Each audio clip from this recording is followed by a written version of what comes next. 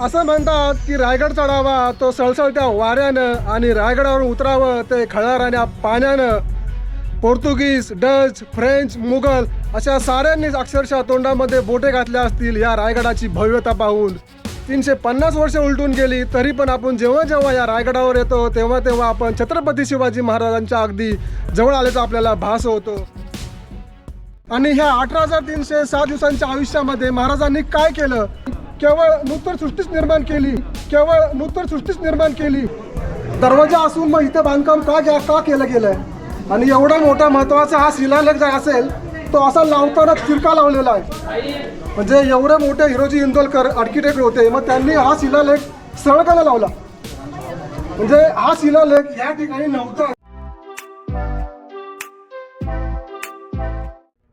नमस्कार भावांनो, जय जिजाऊ, जय शिवराय, जय शंभूराजे. मी तुमचा सहप्रवासी, मी मिलिंद भोसले, मी वाटसरू तुम्हा सर्वांचं अगदी मनापासून स्वागत करतो एका नवीन व्हिडिओमध्ये.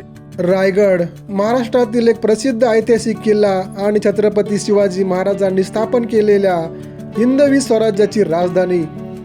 रायगड जिल्ह्यात तो महाडच्या उत्तरेस 25 किलोमीटर तर जंजिऱ्याच्या पूर्वेस 65 किलोमीटरच्या अंतरावर आहे. घोड्याच्या नालाप्रमाणे आकार असलेल्या पठारावर तो वसलेला आहे. त्याची समुद्रसपाटीपासूनची उंची 846 मीटर असून सभोवती नांदोसी, छत्री, निजामपूर, वाघेरी, पाचाड असे खेड्यांचे गट दिसतात. रायरी हे या टेकडीचे जुने नाव. पाश्चात्य लोक त्याचा उल्लेख पूर्वेकडील जिब्राल्टर असा करीत. ईशान्येकडील लिंगाणा, पूर्वेकडील तोरणा, दक्षिणेकडील कांगोरा, चांबारगड, सोनारगड, वायव्येकडील तळेगड व उत्तरेकडील घोसाळगड या किल्ल्यांची रायगडाभोवती संरक्षणाची फळी उभी राहिली. म्हणूनच शिवाजी महाराजांनी येथे राजधानी केली. मित्रांनो, 32 मानाचं सोन्याचं सिंहासन आणि त्या सिंहासनावर विराजमान झालेले छत्रपती शिवाजी महाराज आणि स्वराज्याची दुसरी राजधानी रायगड म्हणजेच श्रीमान रायगडावरून तुमचं सहर्ष स्वागत करतोय. हा पहा मित्रांनो, हा पाठीमागे हा हिंदुदुर्ग उर्फ श्रीमान रायगड. या रायगडाची संपूर्ण माहिती आपण आज घेणार आहोत. या ब्लॉगमध्ये तुम्ही शेवटपर्यंत राहा, कारण या ब्लॉगमध्ये तुम्हाला अशी काही माहिती मिळणार आहे तुम्ही आत्तापर्यंत या रायगडाविषयी केवळ पाहिला असेल, परंतु ही माहिती तुम्ही ऐकली नसेल. ही सर्व माहिती तुम्हाला या ब्लॉगमध्ये पाहायला मिळणार आहे. माझी विनंती आहे मित्रांनो, हा ब्लॉग तुम्ही शेवटपर्यंत नक्की पहा. या श्रीमान रायगडावर जाण्यासाठी 3 मुख्य वाटा आहेत. एक मुख्य वाट तुम्हाला माहिती आहे आणि सर्वांना परिचयाची आहे, ती म्हणजे रोपवे. आणि त्यानंतर येतो तो नाणे दरवाजा. सहसा ही वाट लोकांना परिचयाची नाही. आणि तिसरी आणि जी परिचयाची वाट आहे ती म्हणजे मुख्य दरवाजा उर्फ चित्त दरवाजा. या वाटाने जाण्यासाठी जवळजवळ 1450 पायऱ्या तुम्हाला लागतात आणि जवळजवळ 2 ते 2.5 तासाचा प्रवास आहे. चढण सोपी आहे, फक्त थोडा स्टॅमिना गरजेचा आहे, कारण 1450 पायऱ्या चढायला थोडा स्टॅमिना लागतोच. महाराजांचा किल्ला पाहायचा म्हणला तर तेवढी स्टॅमिना आणि तेवढी ताकद तुमच्यामध्ये नक्की असायला पाहिजे. चला मित्रांनो, आपण या किल्ल्याची माहिती घेऊया आणि आपल्या ब्लॉगला सुरुवात करूया. असं म्हणतात की रायगड चढावा तो सळसळत्या वाऱ्यानं आणि रायगडावर उतरावं ते खळाळणाऱ्या पाण्यानं. पोर्तुगीज, डच, फ्रेंच, मुघल अशा साऱ्यांनीच अक्षरशः तोंडामध्ये बोटे घातल्या असतील या रायगडाची भव्यता पाहून. आजही 350 वर्ष उलटून गेली तरी पण आपण जेव्हा जेव्हा या रायगडावर येतो तेव्हा तेव्हा आपण छत्रपती शिवाजी महाराजांच्या अगदी जवळ आल्याचा आपल्याला भास होतो. रायगडाची भव्यता, हा रायगड हा स्वराज्यामध्ये आला तरी कसा? हा रायगड म्हणजे पूर्वीचा रायरीचा डोंगर आणि हा रायरीचा प्रदेश हा पूर्णपणे जावळी खोऱ्यामध्ये मोडतो. आणि त्यावेळेस जावळीचे प्रमुख होते चंद्रराव मोरे. चंद्रराव हा किताब आदिलशहाकडून त्यांना मिळाला होता आणि ते आदिलशाहीमध्ये जहागीरदार म्हणून काम करत होते. छत्रपती शिवाजी महाराजांनी त्यांना विनंतीवजा एक पत्र लिहिले की आपण सोबत लढून स्वराज्य मिळवूया. परंतु ते उर्मट जावळीचे मोरे छत्रपती शिवाजी महाराजांना उलटपत्र लिहितात आणि म्हणतात, तुम्ही कसले राजे, खरे राजे तर आम्ही आहोत. त्यानंतर मात्र छत्रपती शिवाजी महाराजांचा संयम सुटला आणि त्यांनी ठरवले की जावळी मारायची. स्वतः छत्रपती शिवाजी महाराज स्वतः जावळीच्या खोऱ्यात गेले. निशनीचा घाट उतरून ते जावळी खोऱ्यात गेले आणि जावळी ताब्यात घेतली. परंतु त्यावेळी हा यशवंतराव मोरे पळाला आणि तो या रायगडावर म्हणजे या रायरीच्या डोंगरात लपून बसला. छत्रपती शिवाजी महाराजांनी ह्या किल्ल्याला वेढा दिला. जवळजवळ 2 महिने हा वेढा चालू होता. शेवटी छत्रपती शिवाजी महाराजांनी या किल्ल्यावरची पूर्ण रसद रोखली आणि त्यावेळेस हा यशवंतराव मोरे छत्रपती शिवाजी महाराजांना शरण आला आणि शरण येईन त्याला मरण द्यायचं नाही ह्या उद्देशाने छत्रपती शिवाजी महाराजांनी त्याला नजरकैदेमध्ये ठेवले, ते चाकणच्या किल्ल्यामध्ये. परंतु त्या ठिकाणाहून सुद्धा ह्या यशवंतराव मोऱ्यांच्या स्वराज्य विरोधी कारवाया चालूच राहिल्या. मग मात्र शिवाजी महाराजांनी त्याचे मस्तक धडावेगळे केले आणि त्यानंतर हे जावळीखोरे अर्थातच हा रायरीचा डोंगर म्हणजे हा रायगड स्वराज्यामध्ये आला. मित्रांनो, हा समोर दिसतोय हा रस्ता म्हणजे पूर्वीचा नाणे दरवाजा. खाली जी रायगडवाडी आहे, रायगडवाडीमधून हा रस्ता वरती येतो आणि हा नाणे दरवाजा इथे जाऊन इथे वरती हा मुख्य दरवाजाला मिळतो. या मार्गाने सुद्धा तुम्ही किल्ल्यावर येऊ शकता. हा एकमेव असा दुर्ग आहे की ज्याला 15 विविध नावांनी संबोधले गेले आहे, जसं का रायगड, रायरी, इस्लामगड, नंदादीप, जम्बूद्वीप, तनस, राशिवटा, बदेनूर, रायगिरी, राजगिरी, भिवगड, रेड्डी, शिवलंका, राहीर आणि पूर्वेकडील जिब्राल्टर.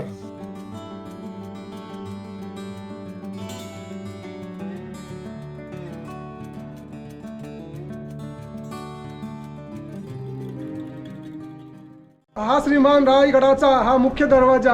हा दरवाजा गोमुख पद्धतीचा आहे, म्हणजे गायीने अशी आपली मान जर वाकडी केली तर तो आकार होतो, त्या आकाराचा हा दरवाजा आहे.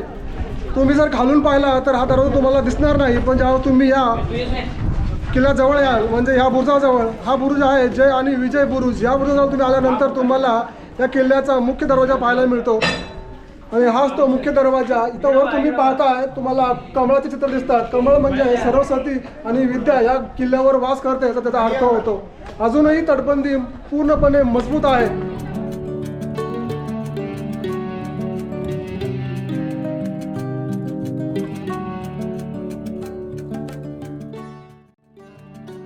हिरकणी टोकाशी संबंधित हिरकणी गवळणीची एक गोष्ट आपल्याला सांगितली जाते. या बुरुजावर काही तोफाही ठेवलेल्या दिसतात. बुरुजावर उभे राहिले तर डाव्या बाजूला गांधारीचे खोरे तर उजव्या बाजूला काळ नदीचे खोरे दिसते. तसेच इथून पाचाड, खूप लढा बुरुज, मशीद मोर्चा ही ठिकाणे तोफेच्या माऱ्यात आहेत. त्यामुळे युद्धशास्त्राच्या तसेच लढाऊच्या दृष्टीने ही खूप महत्त्वाची आणि मोक्याची जागा आहे. स्वराज्याची पहिली राजधानी हा किल्ले राजगड होता आणि राजगडावरून या रायगडावर म्हणजे श्रीमान रायगडावर ही राजधानी का हलवली गेली त्याची मुख्य 2 कारणं आहेत. एक म्हणजे जेव्हा तुरंदचा तह झाला त्यावेळेस मिर्झा राजे जयसिंग हे जवळजवळ राजगडापर्यंत पोहोचले होते.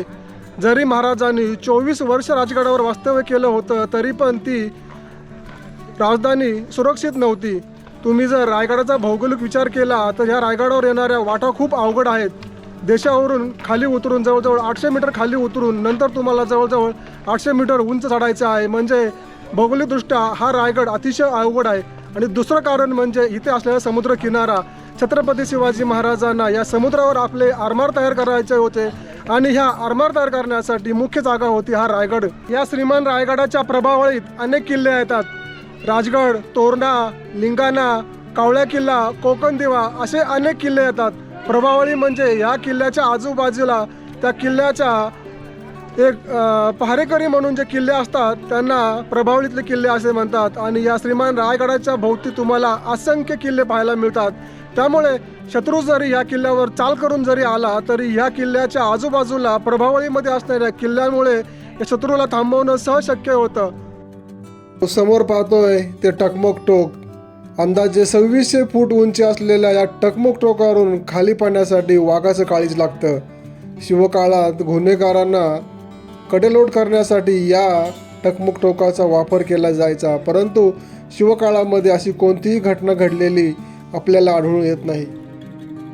छत्रपती शिवाजी महाराजांचं आपल्या घोड्यांवर आणि हत्तींवर नितांत प्रेम होतं. तुम्हाला माहिती असेल चिपळूण जवळ दळवटणे येथे जवळजवळ 40,000 घोड्यांची पागा महाराजांनी राखली होती. ते नेहमी त्या पागेत जाऊन घोड्यांच्या समोर काही श्लोक म्हणत असत आणि त्याच गोष्टीचा प्रत्यय आपल्याला या श्रीमान रायगडावर पण येतो. रायगडाचं बांधकाम सुरू झालं 1656 साली जवळजवळ 14 वर्ष हे बांधकाम चालू होतं. महाराजांची दूरदृष्टी पहा, त्याच वेळी महाराजांनी छोटी छोटी हत्तींची पिल्लं आणली होती आणि ते पिल्लं आज म्हणजे राज्याभिषेकाच्या वेळी ती पिल्लं मोठी झाली होती आणि त्याचे मोठे हत्ती आले होते. आणि हेच पाहून तो हेनरी ऑक्झिंडन त्याला आश्चर्य वाटलं आणि हे हत्ती इथं आले कसे. आणि त्या हत्तींची काळजी घेण्यासाठी म्हणजे हत्ती धुण्यासाठी ज्या तलावाचा ज्या पाण्याचा वापर केला जायचा तो हत्ती तलाव इथं आपल्याला पाहायला मिळतो. हत्ती तलावापासून केवळ 40 ते 50 पावले आपण पुढे चालत आल्यानंतर आपल्याला हा गंगासागर तलाव पाहायला मिळतो.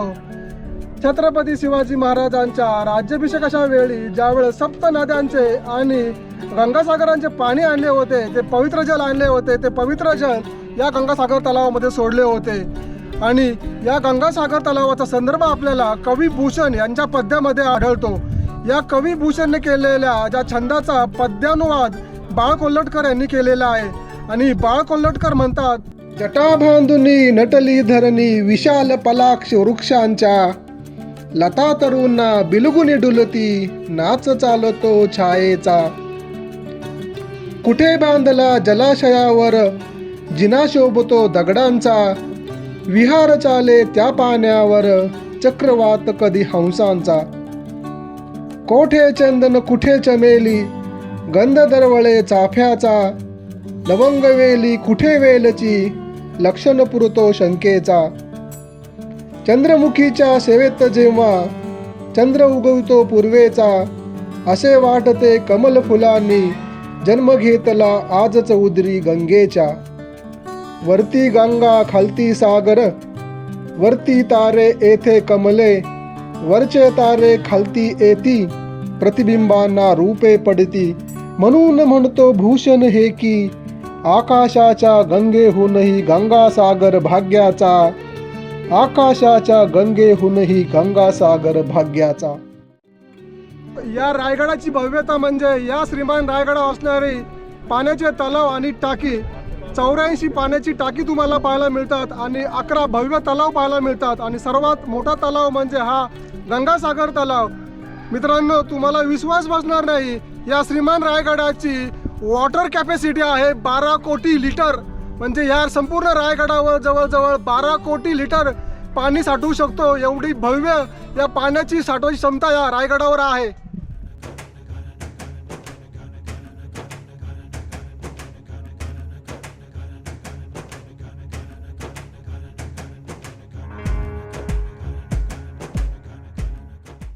गंगासागर तलावाकडून पश्चिमेकडे आल्यानंतर आपल्याला हा दरवाजा पाहायला मिळतो.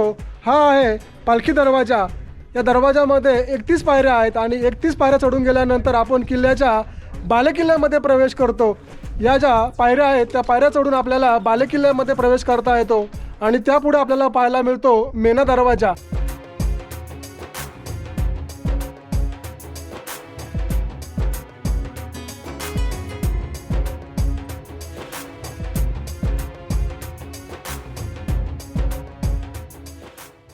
वरती आल्यानंतर आपल्याला डावीकडे पाहायला मिळतो हा बाले किल्ला आणि ह्या बाजूला काही सदर पाहायला मिळतात. ह्या ओळीने जवळजवळ 7 सदरी आहेत. इथं असं म्हणतात की हे महाराण्यांचे महल आहेत, परंतु असा कोणताही कायदेशीर पुरावा आपल्याकडे नाही. कारण या महालामध्ये झालेलं जे बांधकाम आहे ते विटांचं बांधकाम आहे आणि महाराजांच्या काळामध्ये विटांचं बांधकाम कुठेही नव्हतं, पूर्णपणे दगडी बांधकाम होतं. या जर भिंती पाहाल, या भिंती पूर्णपणे सिमेंटमध्ये आणि विटांमध्ये आहेत. म्हणजे हे पेशवे काळातलं बांधकाम आहे. हे जर राण्यांचे महाल असते तर हे बांधकाम सुद्धा पूर्णपणे दगडात केलं असतं. हे जे 7 सदरी आहेत म्हणजे 7 जे महल आहेत त्या महालांना लागूनच आपल्याला हे काही छोटं बांधकाम पाहायला मिळते. हे बहुधा न्हाणीघर असावं, कारण काही लोक म्हणतात हे शौचकूप आहेत, परंतु तसं नसून हे न्हाणीघर आहे. कारण इथं पाणी निचरा व्हायला जागा आहे. हे पहा, या इथे आपण जेव्हा पालखी दरवाजामधून वरती येतो तेव्हा डावीकडे आपल्याला हे 2 स्तंभ पाहायला मिळतात. या 2 स्तंभाचा उल्लेख वाडेश्वर मंदिरासमोर जो शिलालेख लिहिलेला आहे हिरोजी इंदलकरांनी, म्हणजे रायगडावर त्यांनी काय काय बांधकाम केले त्या बांधकामामध्ये ज्या गोष्टींचा समावेश होतो त्यामध्ये या 2 स्तंभाचा पण उल्लेख केलेला आहे. या संपूर्ण श्रीमान रायगडावर 350 इमारती आहेत, तलाव आहेत टाकी आहेत आणि तसेच हे स्तंभ सुद्धा आहेत. हे स्तंभ पूर्वी 5 मजली होते. सध्या यांचे वरचे 2 मजले आपल्याला पडलेले दिसत आहेत. जेव्हा हे स्तंभ पूर्णपणे त्या काळातले अगदी पूर्ववत असतील त्यावेळेस त्यांचं सौंदर्य काय असेल.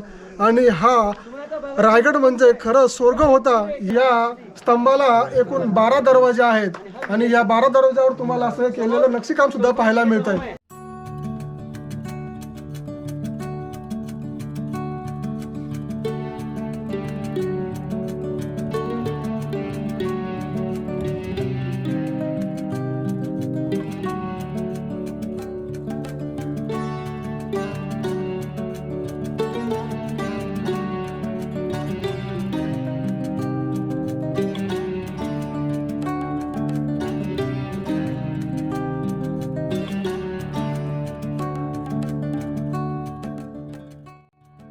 हाच तो खलबतखाना ज्या ठिकाणी स्वराज्याचे गुप्तहेर बहिर्जी नाईक महाराजांना गुप्तपणे बातम्या आणून द्यायचे आणि त्यानुसार स्वराज्याचे पुढचे धोरण हाकले जायचे.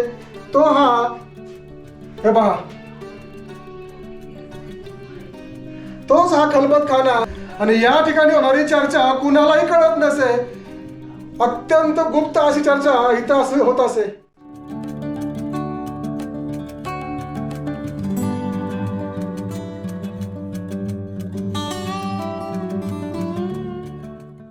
या ठिकाणी नाणी पाडण्याचं म्हणजे जे छत्रपती शिवाजी महाराजांचं चलन होतं, शिवराई होऊन ती सोन्याची नाणी पाडण्याचं हे ठिकाण होतं.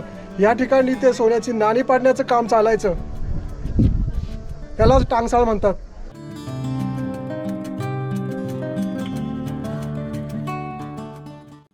श्रीमान रायगडावरील सर्वात पवित्र जागा म्हणजे छत्रपती शिवाजी महाराजांचा हा राजवाडा. या ठिकाणी छत्रपती शिवाजी महाराज वास्तव्य करत होते आणि याच ठिकाणी 3 एप्रिल 1680 रोजी छत्रपती शिवाजी महाराजांनी आपला देह ठेवला. ती ही पवित्र जागा.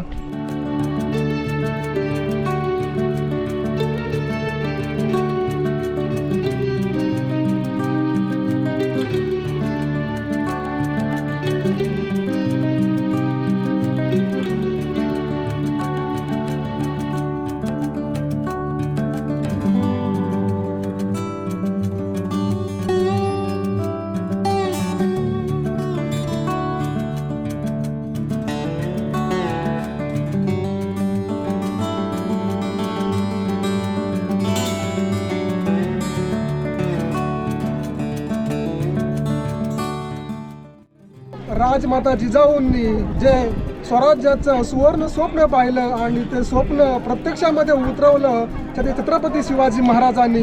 आणि तो दिवस होता 6 जून 1674. या सुवर्णदिनी छत्रपती शिवाजी महाराज त्या 32 मन सोन्याच्या सिंहासनावर विराजमान झाले आणि ह्या भारत राष्ट्राला एक हिंदू राजा मिळाला. कारण छत्रपती शिवाजी महाराजांच्या पूर्वी जवळजवळ 109 वर्ष ह्या राष्ट्राला कुठलाही हिंदू राजा नव्हता. पृथ्वीराज चव्हाण नंतर यादवांचं राज्य हे पण खालचं झालं. त्यानंतर हे तख्त पूर्णपणे खाली होतं. ह्या राष्ट्राला हिंदू राष्ट्र म्हणून घोषित केल्यानंतर ह्या राजाचं जे राज्याभिषेक झाला आणि जे सुवर्ण सिंहासन होतं ते सिंहासन इथं तुम्ही पाहताय.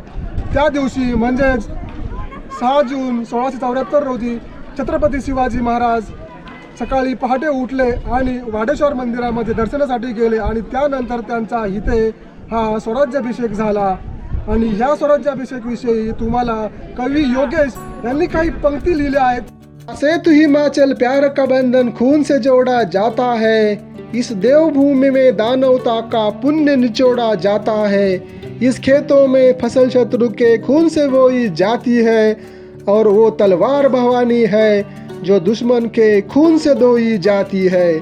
विश्ववंदिनी भारत माँ का राज सिंहासन टूटा था, पुनराभिषिक्त होने वाला ये राष्ट्रपुरुष शिवराया था, ये राष्ट्रपुरुष शिवराया था. ये सिंहासन रामकृष्ण का, इंद्रप्रस्थ ये धर्मराज का, शालिवाहन चंद्रगुप्त का, फुलकेशी विक्रमादित्य का, पौरुष अशोक पृथ्वीराज का, गुरु अर्जुन राम प्रताप का, पौरुषता के परंपरा का महापराक्रमी राजा था, पुनराभिषिक्त होने वाला ये राष्ट्रपुरुष शिवराया था, ये राष्ट्रपुरुष शिवराया था. सिंधु नर्मदा गंगा माई ब्रह्मपुत्रा कृष्णा यमुनाई, तापी सतलज व्यास गोमती, कावेरी महानदी सरस्वती, भीमा घोदा शरयू पूर्णा, अलकनंद गंडकी कोयना, सप्तसिंध सरस्वती का संगम रायदुर्ग पर होना था। पुनराभिषिक्त होने वाला ये राष्ट्रपुरुष शिवराया था, ये राष्ट्रपुरुष शिवराया था। तुकाराम और समर्थ आए, धर्मराज के मार्ग दिखाए, काशी से गागा भट्ट आए, राजा मोहन मुहूर्त लाए, दुर्ग दुर्ग दक्खन के गाए, आज हमारे राजा आए, आज हमारे राजा आए। ज्येष्ठ शुद्ध त्रयोदशी का दिन मंगल शुभ आया था, पुनराभिषिक्त होने वाला ये राष्ट्रपुरुष शिवराया था, ये राष्ट्रपुरुष शिवराया था। छत्रपती शिवाजी महाराजांचं आयुष्य केवळ 18,306 दिवसांचं आयुष्य, आणि ह्या 18,306 दिवसांच्या आयुष्यामध्ये महाराजांनी काय केलं? रामचंद्र पंत अमात्य यांनी आपल्या आज्ञापत्रात केवळ 5 शब्दामध्ये छत्रपती शिवाजी महाराजांचं चरित्र वर्णन केलं आहे, आणि ते 5 शब्द म्हणजे महाराजांनी केवळ नूतन सृष्टीच निर्माण केली, हे ते केवळ 5 शब्द होते। शिवाजी महाराजांचा राज्याभिषेक होणं का गरजेचं होतं, आणि या राज्याभिषेकानंतर असे काय बदल झाले? राज्याभिषेक हा केवळ एक बाह्य रूप होतं। त्यानंतर तुम्ही जर पाहिलं तर म्हणजे राज्याभिषेकापूर्वी होणारा पत्रव्यवहार आणि त्यानंतर होणारा पत्रव्यवहार आणि त्या पत्रव्यवहार होताना मायने, त्या मायन्यामध्ये आमूलाग्र बदल झाला। पूर्वी होणारा पत्रव्यवहार आणि नंतर होणारा पत्रव्यवहार यात खूप फरक झाला। पूर्वी होणाऱ्या या पत्रव्यवहारामध्ये पूर्ण यावनी भाषा वापरली जायची, कारण त्यामध्ये मराठी भाषामध्ये काहीही वापरले जात नाही।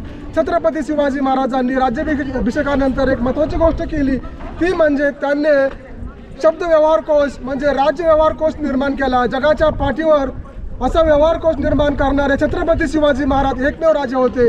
त्यांनी रघुनाथ पंत हनुमंते यांना सांगून मराठी राजभाषा कोश किंवा व्यवहार कोश तयार केला। 32 मणाचं सोन्याचं सिंहासन ज्या दगडी चौथऱ्यावर ठेवण्यात आलं होतं, तो दगडी चौथरा या मेघडंबरीच्या खाली आपल्याला पाहायला मिळतो। तो सुरक्षित राहावा, त्याचं पावित्र्य राहावं म्हणून त्यावर अलीकडच्या काळामध्ये ही मेघडंबरी उभारण्यात आलेली आहे।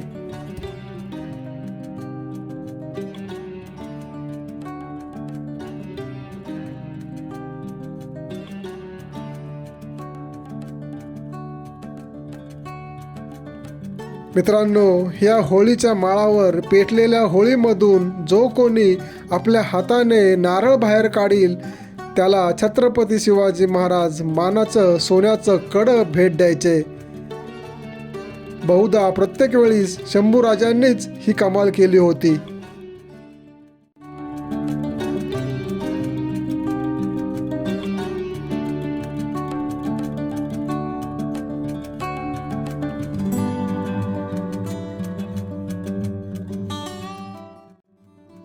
आत्ता आपण उभे आहोत श्रीमान रायगडावरील बाजारपेठेमध्ये। तुम्ही माझ्या पाठीमागे पाहू शकता, या बाजूला जवळजवळ 22 दुकानं आहेत आणि या बाजूला सुद्धा तेवढीच दुकानं आहेत, आणि सगळी दुकानं जेमतेम तेवढ्याच उंचीची आहेत। तुम्ही कुठलंही दुकान जरी पाहिलं तरी ते त्याच आकाराचं आणि तेवढ्याच उंचीचं आहे। परंतु मनामध्ये एक शंका येते की ही बाजारपेठ बहुधा नसावी, कारण खाली पाचाडमध्ये ऑलरेडी बाजारपेठ होती आणि परत जर पुन्हा किल्ल्यावर बाजारपेठ असण्याचं कारण काय?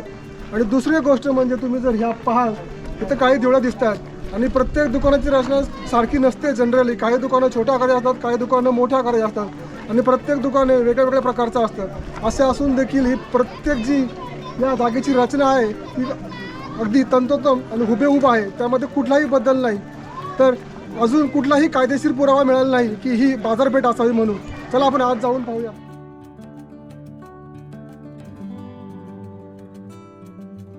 या ठिकाणी आपण पाहू शकतो या काही दिवळ्या आहेत, या बहुधा राहण्याच्या खोल्या असाव्यात।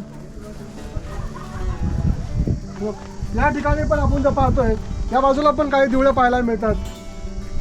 शक्यतो दुकानाचं बांधकाम हे अशा पद्धतीचं नसतं। आणि महत्त्वाची गोष्ट मित्रांनो, अजूनही कुठलाही ठोस पुरावा कायदेशीर पुरावा आपल्याला सापडलेला नाहीये की हा पूर्णपणे बाजारपेठेचा भाग आहे। जरी बांधकाम जरी सेम असलं, दुकानं जरी सारखी असली तरी अजून कुठलाही पुरावा नाही की ही बाजारपेठ आहे म्हणून।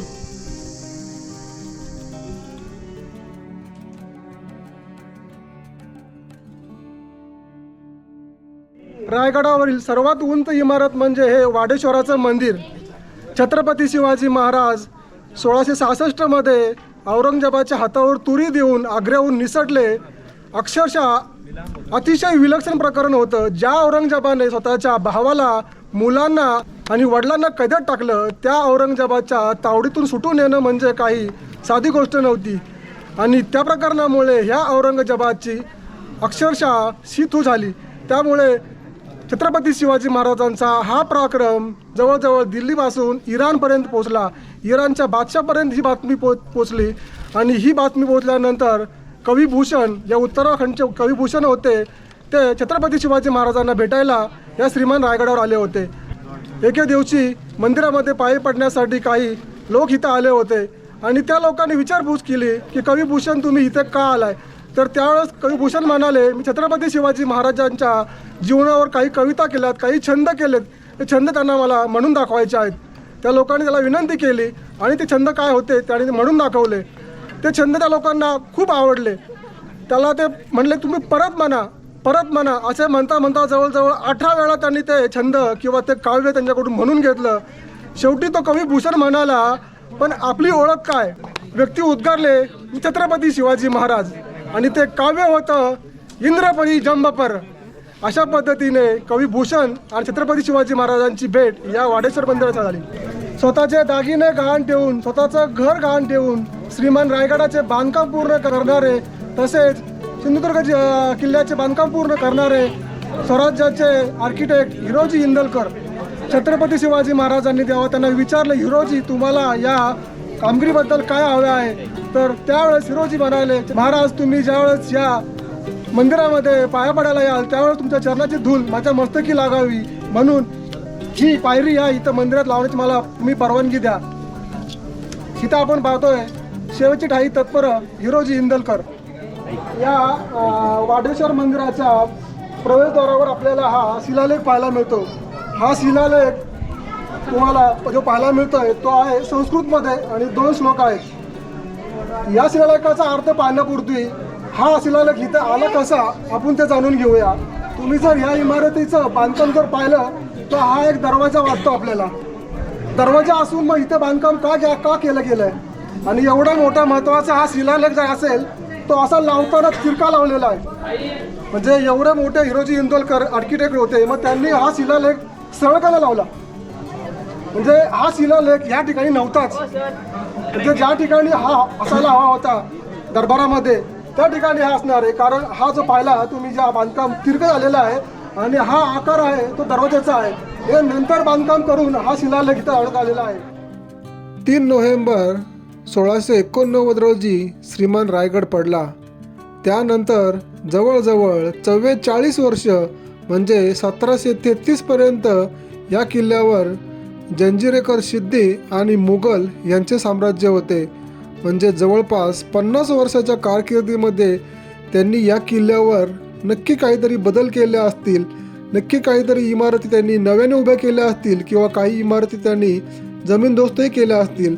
त्यामध्ये हा शिलालेख या ठिकाणी नसतानाही या नंतरच्या काळामध्ये हा शिलालेख इथं बसवण्यात आलेला असणार आहे.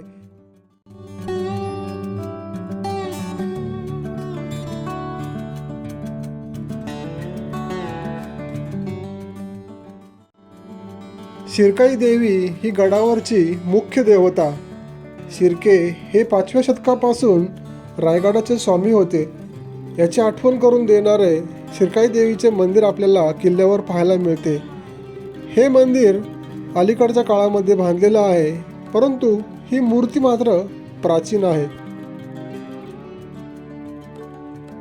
महाराष्ट्राच्या इतिहासामधील सर्वात काळा दिवस 3 एप्रिल 1680, ज्या दिवशी छत्रपती शिवाजी महाराजांनी आपला देह या रायगड किल्ल्यावर ठेवला.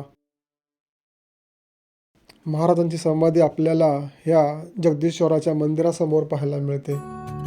भरतभूमीचा वत्सल पालक देव मुनींचा पर्वत तो, रक्त दाबुनी उरात आमा अर्थस्वराने पुकारतो. हे सह्याचल हे सातपुडा शब्द अंतरा विदारतो. त्या रक्ताची त्या शब्दांची शपथ आमुच्या जळे उरी, रणफंदीची जात आमुची कोण आम्हा भयभीत करी, रणफंदीची जात आमुची कोण आम्हा भयभीत करी.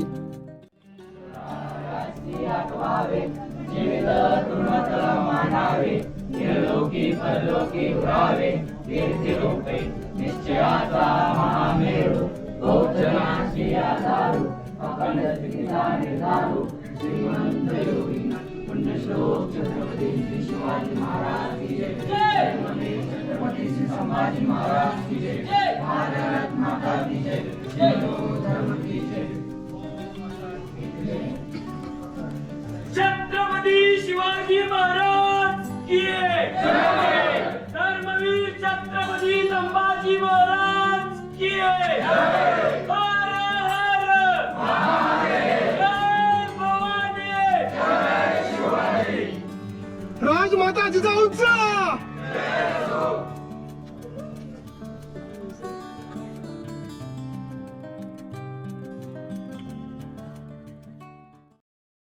आत्ता आपण येऊन पोचलेलो आहोत ते श्रीमान रायगडाच्या माचीवर असलेल्या पाचाड गावामध्ये.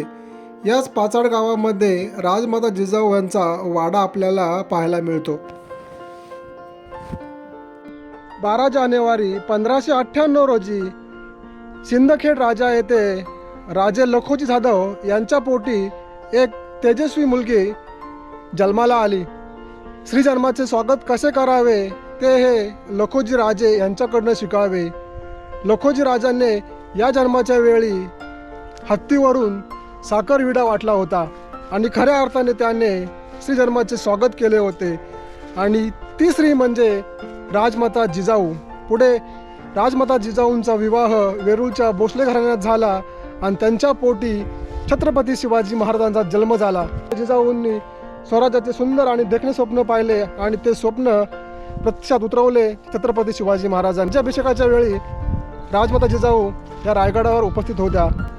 परंतु रायगडावरची थंड हवा, बोचरी हवा आणि तिथले वातावरण त्यांना सहन होत नसे, म्हणून महाराजांनी त्यांच्यासाठी या पाचाड गावी एक राजवाडा बांधला आणि तोच राजमाता यांचा राजवाडा. खरं पाहिलं तर पाचाड गाव ही माची आहे आणि या माचीवरच तो वाडा आहे. इथे पाठीमागे आपण पाहू शकतोय श्रीमान रायगड आणि त्या रायगडाच्या इथेच आपण पायथ्याशी असलेल्या पाचाड माचीवर हा राजवाडा बांधलेला आहे. चहूबाजूने तटबंदी आहे, अनेक खोल्या आहेत आणि खास राजमाता जिजाऊंसाठी बसण्यासाठी तक्का बनवलेला आहे आणि त्या बाजूलाच एक विहीर आहे, त्याला तक्क्याची विहीर असे म्हणतात. या ठिकाणी आपण पाहू शकतोय ही तक्क्याची विहीर आणि इथे राजमाता जिजाऊ यांची बसण्याची व्यवस्था केलेली आहे. या विहिरीला या ठिकाणी उतरण्याला पायऱ्या केलेल्या आहेत. ज्या ठिकाणी तक्क्याची जागा आहे त्याच्या पाठीमागून खाली उतरण्यासाठी जागा आहे आणि या पायऱ्या इथे खाली येतात.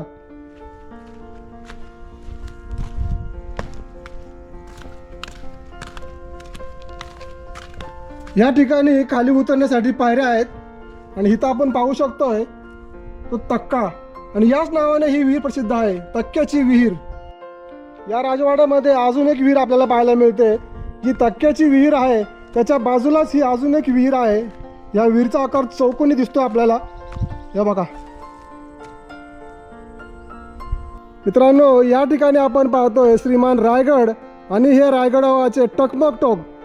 छत्रपती शिवाजी महाराजांना जेव्हा मासाहेबांची याद यायची म्हणजे आठवण यायची त्यावेळेस छत्रपती शिवाजी महाराज या टकमक टोकावर उभे राहून एक भगवे निशाण फडकवत असत आणि त्याला प्रतिसाद म्हणून मासाहेब या ठिकाणापासून एक भगवे निशाण फडकवून आपली खुशाली कळवत असत.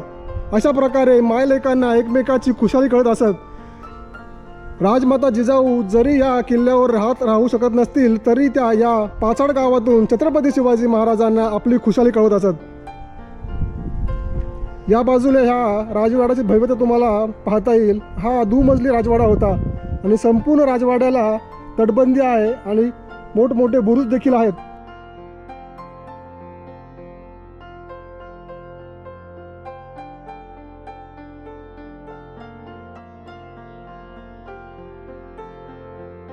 या राजवाड्यापासून काही अंतर, साधारणपणे 1 किलोमीटरच्या अंतरावर मासाहेब जिजाऊ यांची समाधी या पाचाड गावी आपल्याला पाहायला मिळते.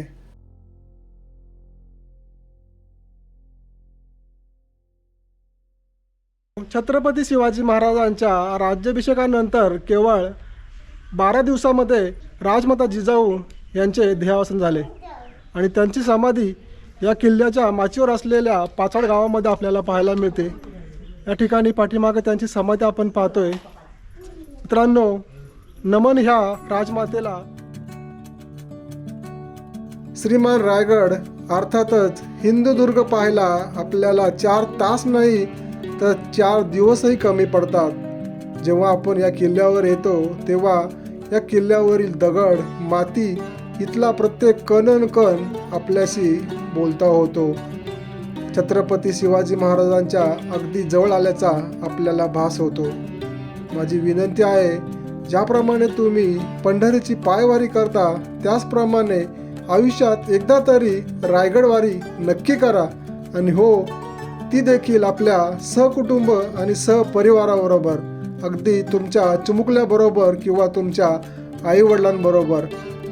पुन्हा भेटूया अशा एका नवीन किल्ल्यावर. तोपर्यंत जय जिजाऊ, जय शिवराय, जय शंभूराजे.